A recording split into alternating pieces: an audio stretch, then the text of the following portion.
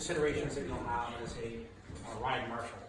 I think Trish said it really well, that your job is to direct the riders. Is that Trish saying, or you say that? Yeah. Or said it. You know, your job is to direct the riders. You're ambassadors. You're the people out there giving our riders information that they need to make usually the right turn. And that's pretty much what your job is. Now, when you're out there though, what's important is that you understand what the rider is seeing. So in that awesome graphic that we saw at the beginning, that you saw those clumps of people riding around, those first group of people, there's a bunch of usually dudes together in lycra going real fast. And in that kind of situation, that lead person is kind of like think about a dog pack or something. That lead guy's kind of watching, and they're in their turn in the front. And you'll see them, you're gonna go left or whatever your direction would be. You need to make a big thing, and they're gonna see you, and you're gonna see some cool hand movements. And all these guys are gonna work around the corner. So the first several groups of that's what you're gonna see. And they're all like a unit, one unit. And then you're gonna start seeing some people in smaller groups, maybe groups of 4 or 5 people. And then you're gonna start seeing people as individuals. And then you're gonna start seeing the regular humans. These folks are having the ride of their life. And what they're doing is they're going for their personal best, and they're trying to make the 140, 160, 80, whatever distance they are. But the problem with these folks is they may not be paying attention to you. So this may not work, in which case you're gonna have to start using your voice. Left here, wanna go left! Or whichever direction you're gonna point them, or maybe it's a slow down, and you're gonna say, slow down, grab the head, and you're gonna wanna say that anyways, but when you see eye contact with that lead rider and those packs, and you see that they got it, you'll see some fancy hand signals, and everyone's gonna do it. That's cool. You still wanna keep doing that, but you really wanna make sure that you make connection with that person. You'll see that they say to you, left, wanna go left, or whichever direction you're pointing the person to, and you really gotta get your whole body into it with those folks. Those people can't see. They can't see that. That doesn't make any sense. And even just standing there like that isn't gonna work. You gotta get your whole body into it. Go this way, or slow down, sharp right, or whatever your piece is. And on your direction little map there, if you want to pull that out, you can also see that there's traffic going the other way in most of your maps. Sometimes that's not the case. So what's important there is that you understand that traffic's coming this way, and that they're going this way, and that there may also be a TCP, a traffic control person. Those are the flagger guys. Those are the person that are in the, you see them at all the construction sites. And according to the law, those folks are like a traffic signal. So they direct traffic. If they tell you to stop, then it's the same as a traffic light or a stop sign. That's what their role is. Your role, of course, is not that. And however, you may have lots of people with dogs, people walking, other people in cars, whatever the case is. Oh, what's going on today? Oh, there's an event, riders are going this way, cars go this way, and they say, oh, which way can I go? Oh, you can go left, or wherever your little direction arrows there say, if people ask you. So that's important to know too, that we don't want cars to go along with our riders. However, there's approximately 20,000 driveways in our event. And we send out flyers and we send out all kinds of information. Is every single person gonna get that information? Unlikely.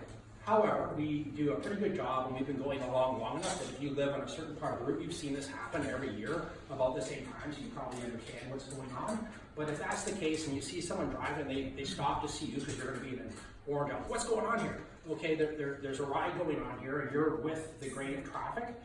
If it's safe, you want to turn around and go against the grain of traffic, or go against the grain of our, clockwise route. But again, your little diagrams in front of you, which are fantastic, will show you which direction the traffic goes and which direction our ride goes. So your main job before you leave tonight was to understand which direction you're going to be having people turn, because that's going to be about 90% of what you're going to be doing.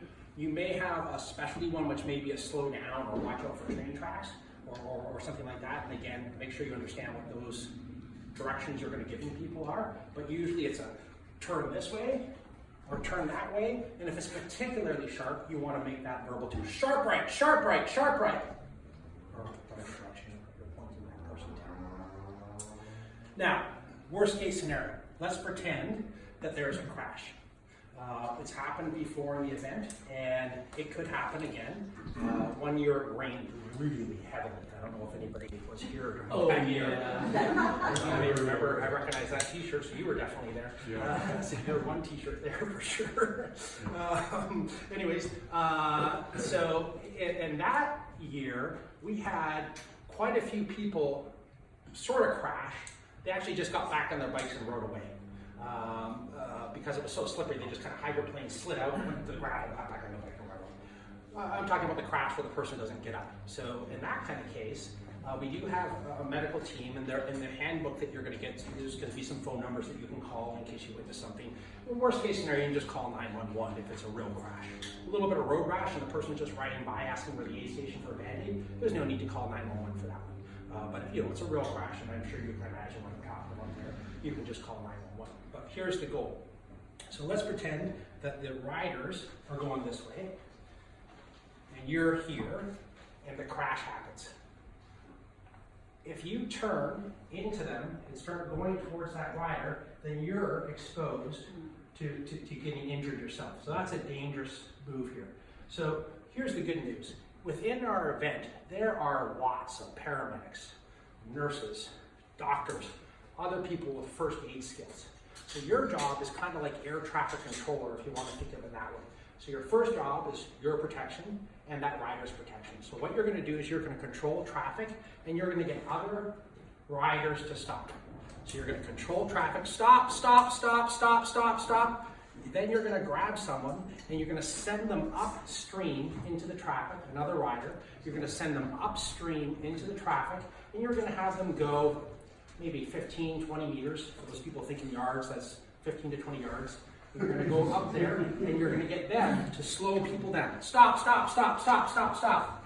Then you're going to find, if you don't have first aid skills yourself, you're going to find someone in the event, and you're just going to, hey, you know how to do first aid? And then you're going to get them to help that racer. You're going to get other people to have sort of a barrier around them so traffic goes by, and then you're going to get on the phone, and you're going to phone the phone number that's in your handbook or 911, and then you're going to be that traffic control person.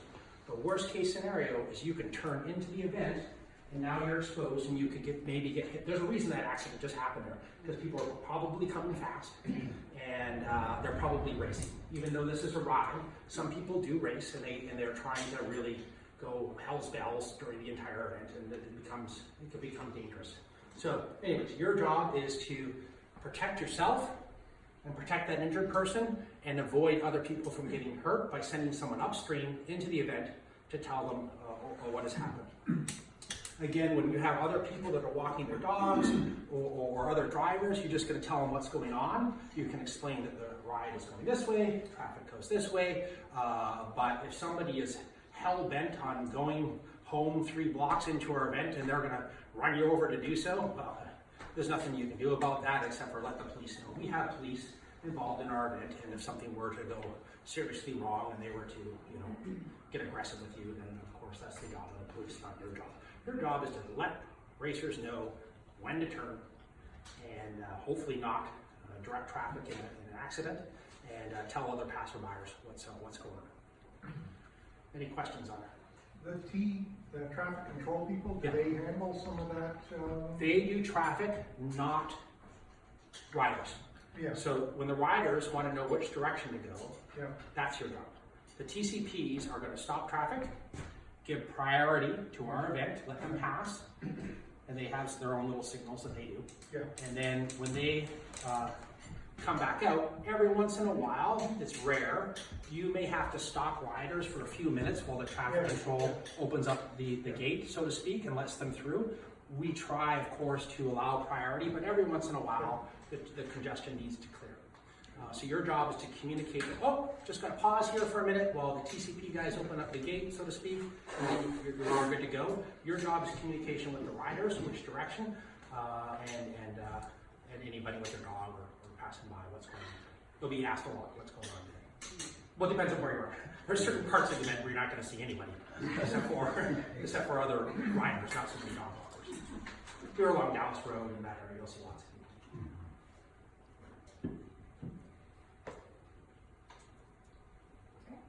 Great.